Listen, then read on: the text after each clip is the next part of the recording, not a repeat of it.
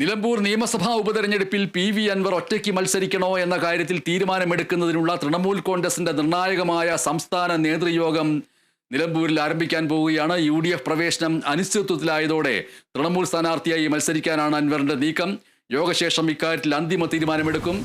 അതേസമയം UDF സ്ഥാനാർത്ഥിയായ Aryadan ഷൗക്കത്തിനെ PV Anwar അംഗീകരിച്ചാൽ മാത്രമേ അസോസിയേറ്റ് അംഗത്വ പദവി നൽകൂ എന്ന നിലപാട് UDF നേതൃത്വം ആവർത്തിച്ചിരുന്നു.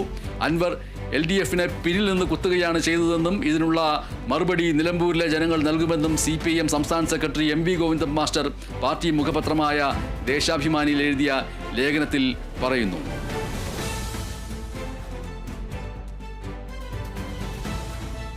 അതേസമയം PV അൻവർ അല്പം മുമ്പ് മാധ്യമങ്ങളോട് പ്രതികരിച്ചിരിക്കുന്നത് സുപ്രധാനമായ രീതിയിലുള്ള ആരോപണങ്ങൾ പ്രതിപക്ഷ നേതാവും UDF ചെയർമാനുമായ VD സതീശനെതിരെ ഉന്നയിച്ചുകൊണ്ടായിരുന്നു.